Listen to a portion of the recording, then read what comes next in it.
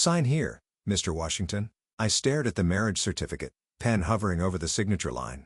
Across the table sat Keisha Thompson, the woman I'd agreed to marry for $10 million. She wasn't looking at me. Her eyes were fixed on the wall behind the lawyer, her expression unreadable. She was nothing like the women I usually dated. She was a size 18, maybe 20, dark skin, natural hair pulled back in a simple ponytail. No makeup, wearing jeans and a plain sweater to what was supposed to be her wedding day. And she was about to become my wife. Not because I loved her, not because she loved me, but because my best friend had bet me $10 million that I couldn't stay married to a regular woman for 1 year. I signed. She signed. The lawyer congratulated us. And I walked out of that courthouse thinking this would be the easiest $10 million I'd ever make. I was wrong.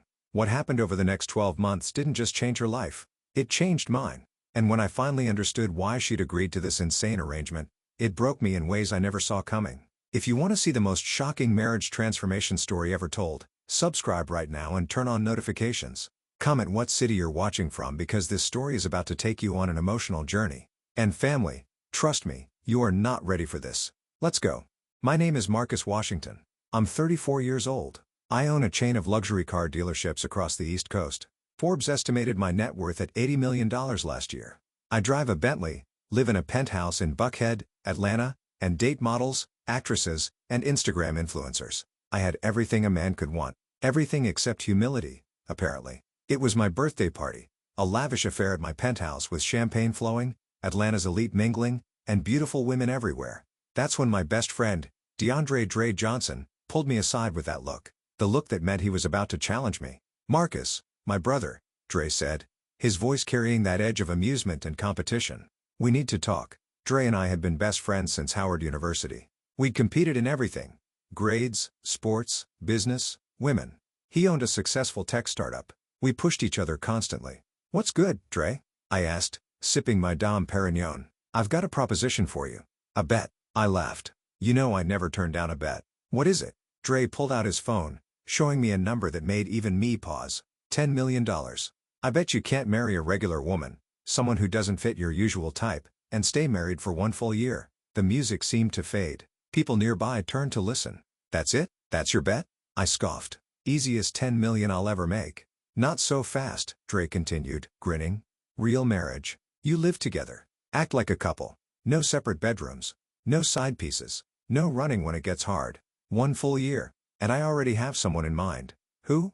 Her name is Keisha Thompson. Works as a guidance counselor at a public school in Southwest Atlanta. She's smart, independent, and she won't be impressed by your money or your cars.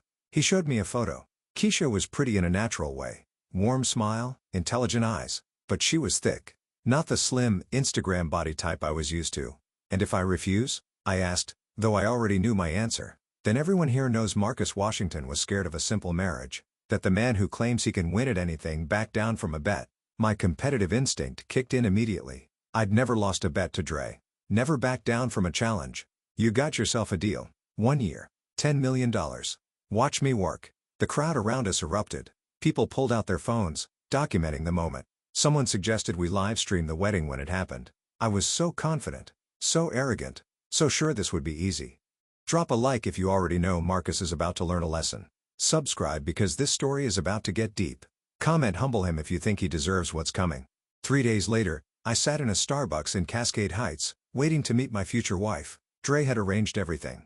Given me Keisha's number. Set up the meeting. All I had to do was show up and close the deal. When Keisha walked in, I noticed immediately how she carried herself.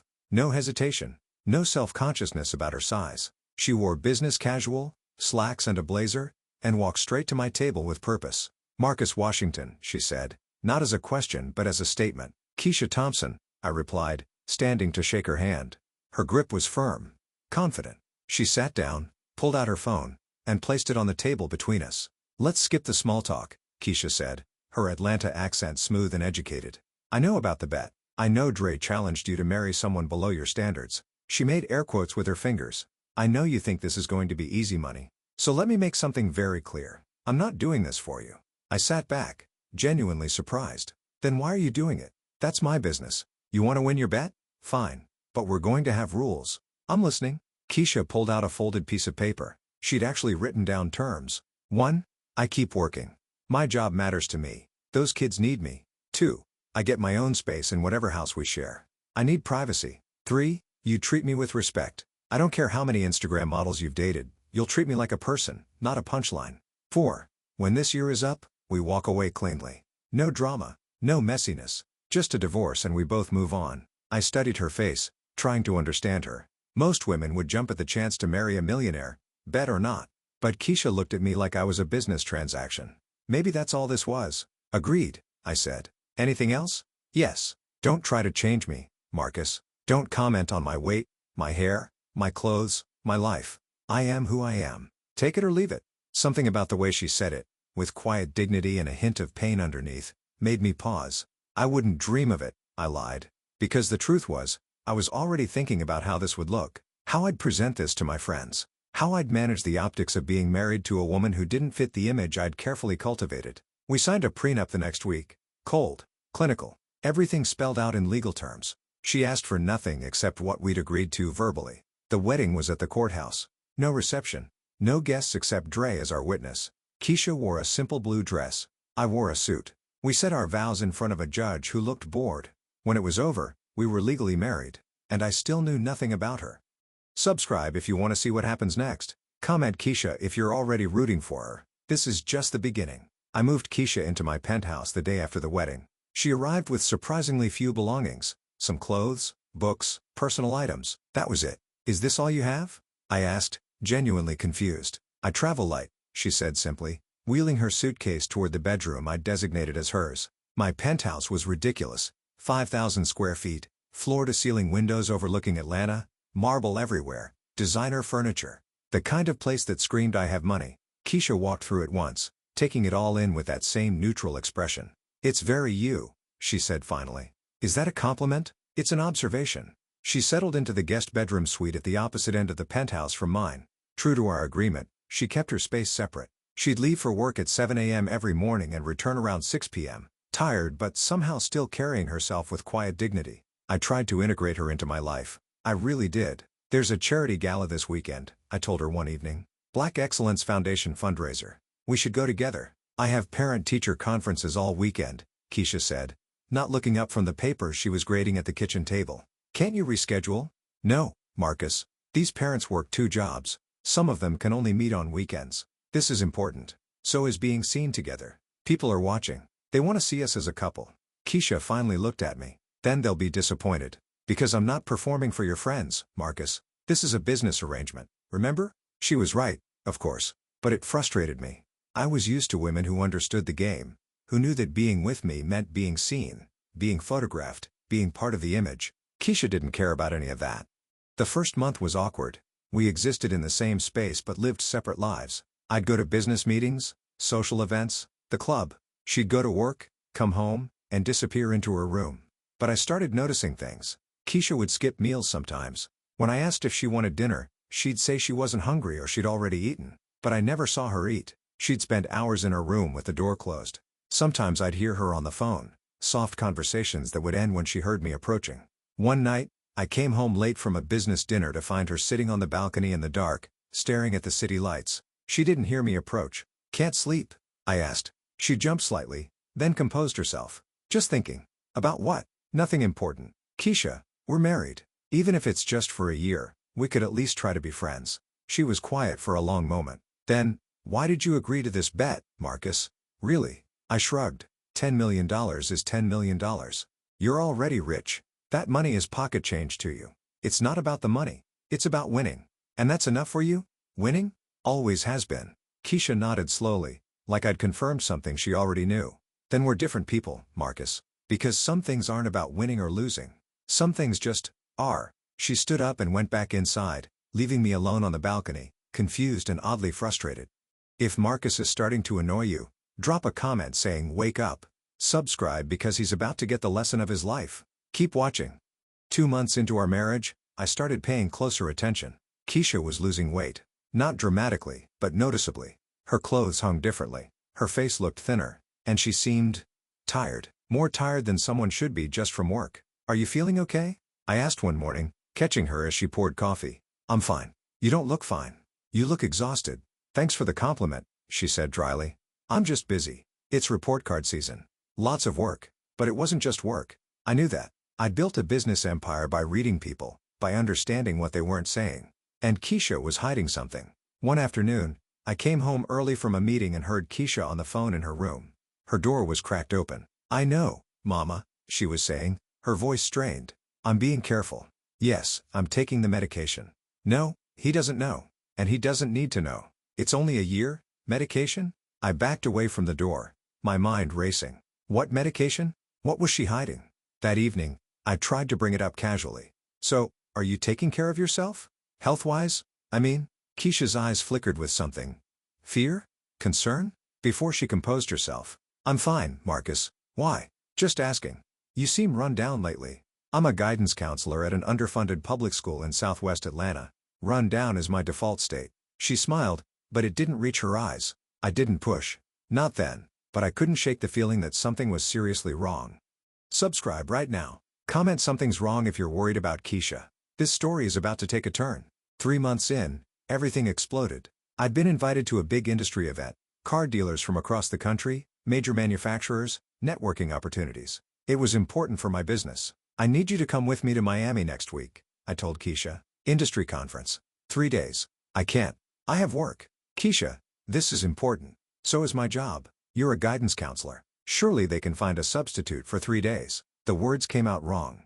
Dismissive. Condescending. Keisha's eyes went cold. "A substitute? Marcus, do you have any idea what I do? I have kids who are suicidal. Kids who are being abused at home. Kids who haven't eaten in 2 days because their parents are on drugs. Those kids don't have the luxury of waiting 3 days for me to get back from Miami because my husband needs arm candy at a conference. That's not fair. Isn't it? That's what this is, isn't it? You want me to play the role. Stand next to you. Smile pretty.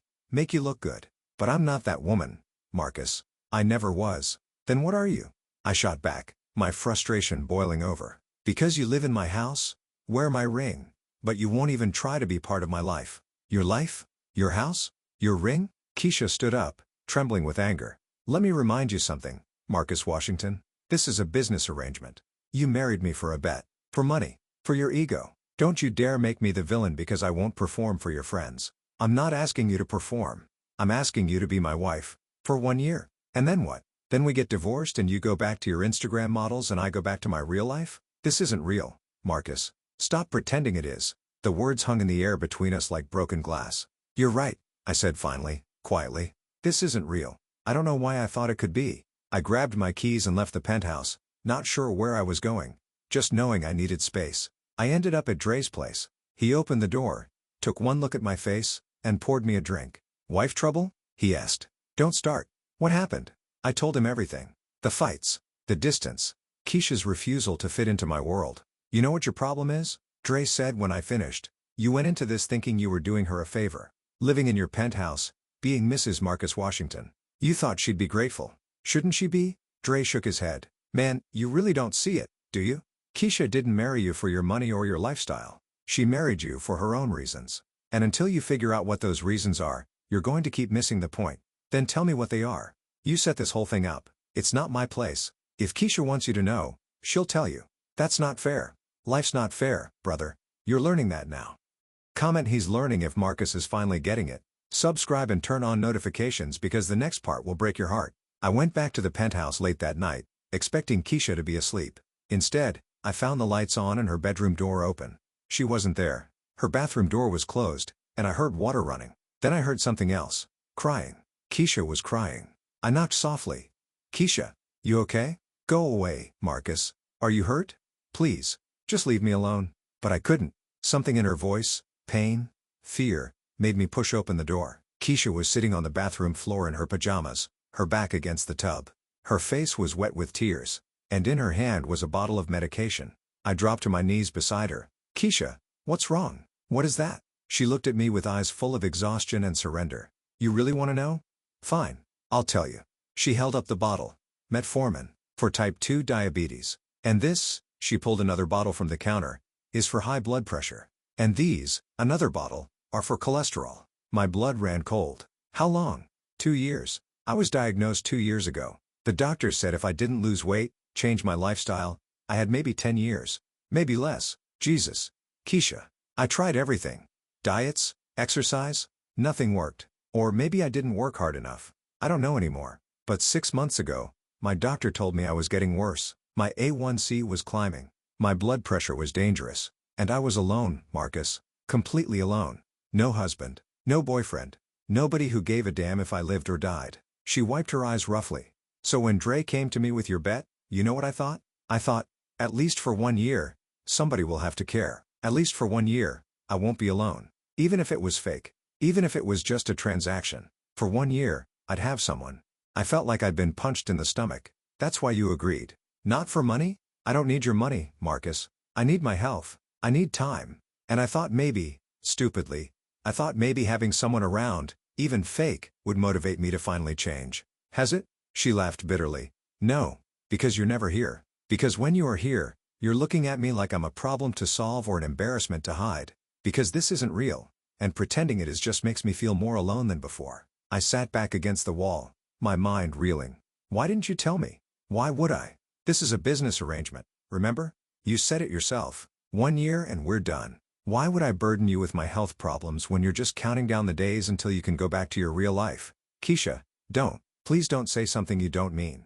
Don't pity me. That's worse than the indifference. I looked at this woman, my wife, at least on paper, sitting on a bathroom floor, surrounded by medication bottles, crying alone. And I realized with horrifying clarity that I'd never really seen her before.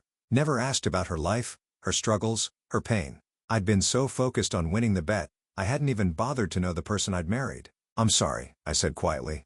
Keisha, I'm so sorry. For what?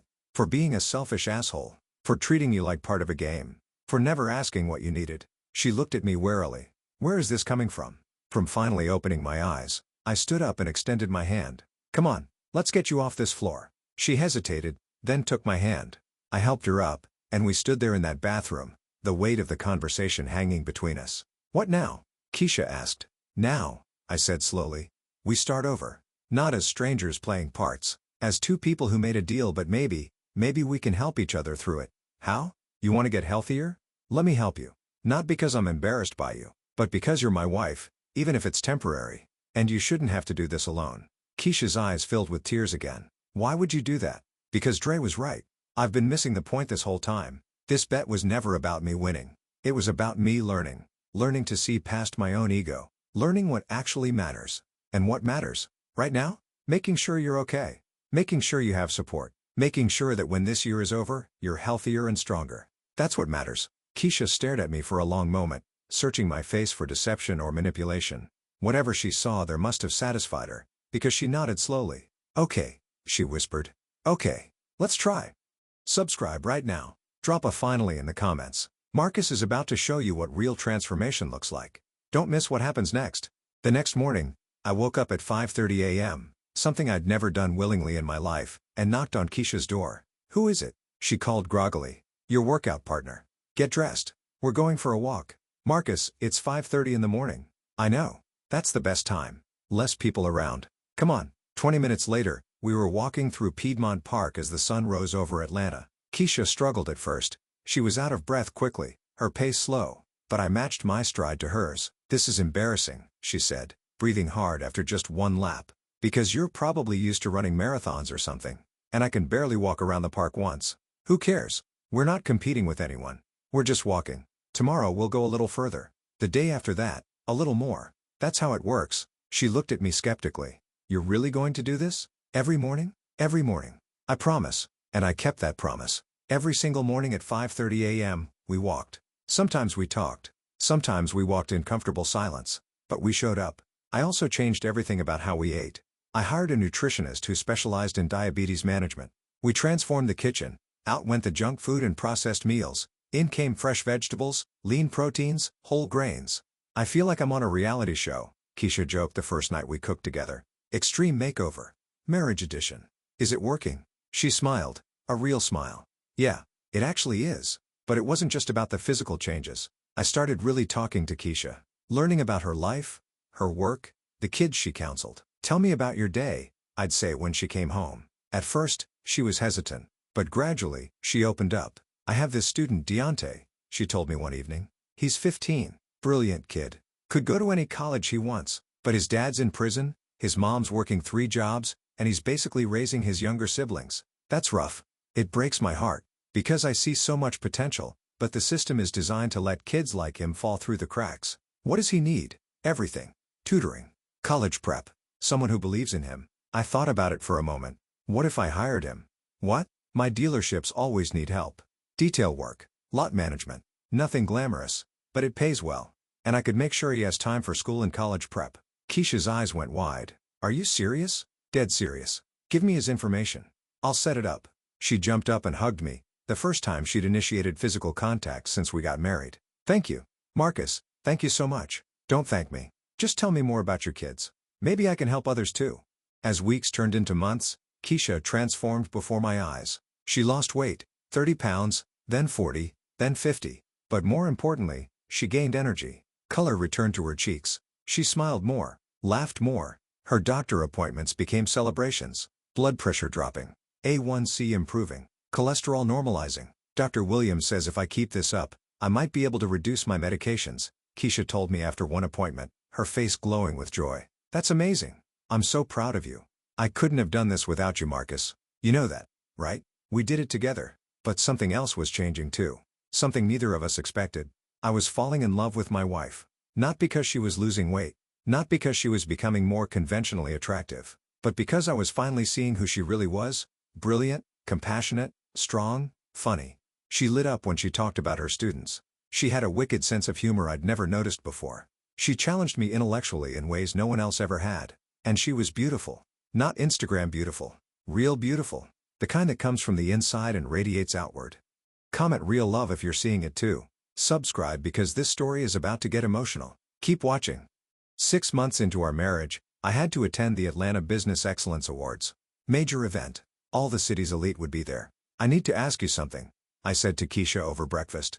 And I want you to know there's no pressure. But there's this gala next week. And I'd really like you to come with me. Not because I have to bring a wife, but because I want you there. Keisha set down her coffee cup. Marcus, I don't have anything to wear to something like that. So let's go shopping. Together. Let me buy you a dress. I don't need charity. It's not charity. Keisha, please. Let me do this. Not to change you. Not to make you into something you're not. But because you've worked so hard, you deserve to celebrate that. And I want to show you off. She hesitated, then smiled. Show me off? Yes. Show off my brilliant, beautiful wife who's transforming her life. Is that okay? Yeah, she said softly. That's okay. We went shopping the next day. Not to the boutiques I usually frequented with women, but to places that celebrated all body types. Keisha tried on dress after dress, and with each one, I saw her confidence growing. When she finally found the one, a deep purple gown that hugged her curves and made her skin glow, she stood in front of the mirror with tears in her eyes. I've never felt beautiful before, she whispered. You've always been beautiful, Keisha. You're just finally seeing what I see. At the gala, heads turned when we walked in. I kept my arm around Keisha's waist, proud and protective. Is that Marcus Washington? I heard someone whisper. Who's the woman? His wife. I heard about the bet. She's gorgeous. Keisha heard it too. She squeezed my hand, nervous. You okay? I whispered. Just processing. This is weird. Good weird or bad weird. I'll let you know. Then I heard it. 2 women standing near the bar, their voices carrying. That's her? The fat girl from the bet? She's lost weight, but still. What does he see in her? Money can't buy taste, I guess. Their laughter cut through the music. I felt Keisha stiffen beside me. Saw the flash of pain in her eyes, and something inside me snapped. I walked directly to those women, Keisha's hand still in mine. Excuse me, I said, my voice cold enough to freeze Atlanta in July. I couldn't help but overhear your conversation. The women looked mortified, realizing we'd heard them. Let me make something absolutely clear, I continued, loud enough that nearby conversations stopped. This woman right here is worth more than everyone in this room combined. She's a guidance counselor who dedicates her life to helping kids who society has given up on. She's fought health battles that would break most people. She's brilliant, compassionate, and strong. And she's done something none of you could ever do. She's made me want to be a better man. I turned to look at Keisha, my voice softening. She's my wife. Not because of a bet. Not because of money. But because she's the best thing that's ever happened to me. And anyone who has a problem with that can get the hell out of my sight. The room was silent. The women who'd been gossiping looked like they wanted to disappear. Keisha stared up at me with tears in her eyes. Marcus. Come on, I said. Let's dance. I led her to the dance floor. As we swayed to the music, she rested her head on my chest. Did you mean that? She asked quietly. Every word. Even the part about me being the best thing that's ever happened to you? Especially that part. She pulled back to look at me. Marcus, what's happening here? This was supposed to be fake. Just business. But somewhere along the way, it stopped being fake, I finished. I fell in love with you, Keisha. And I'm terrified because in 6 months, our deal ends. And I don't know if you feel the same way. Keisha's tears spilled over. I fell in love with you too. Somewhere between the morning walks and the cooking lessons and you hiring my students. Somewhere between you seeing me, really seeing me, and fighting for me when no one else ever has. I fell in love with you too. I kissed her then. Our first real kiss as husband and wife. And it felt like coming home. Subscribe if you're crying right now. Comment there in love if this is breaking your heart in the best way. One more part, the ending is perfect. But our joy was short-lived. 2 days after the gala, Keisha collapsed. I came home from work to find her unconscious on the living room floor. Panic gripped me as I called 911, held her hand, begged her to wake up. At the hospital, doctors ran tests while I paced the waiting room like a man possessed. Dre showed up within an hour, sitting with me in silence. Finally, a doctor emerged. Mr. Washington? Your wife is stable, but we need to discuss her condition. What happened? Keisha has been dealing with severe diabetes and hypertension. From what we can see, she's made tremendous progress. Her recent blood work is vastly improved. But she pushed herself too hard. She's been exercising intensely, restricting her diet severely, and not eating enough. Her blood sugar dropped dangerously low. Is she going to be okay? Yes, but she needs to find balance. The weight loss has been dramatic, almost 70 pounds in 6 months. That's impressive, but it needs to be sustainable. She needs proper nutrition, proper rest, proper care. Can I see her? Room 412. I found Keisha awake, looking small and vulnerable in the hospital bed. Hey, she said weakly. I crossed the room and took her hand. You scared the hell out of me. I'm sorry. Don't apologize. Just promise me you'll take better care of yourself. Keisha, you don't have to kill yourself to transform. We have time. Do we? She asked quietly. Marcus, our year is almost up. 2 more months and then nothing. Keisha, I don't want a divorce. I want a real marriage. With you. For the rest of our lives. She stared at me. What? I'm in love with you.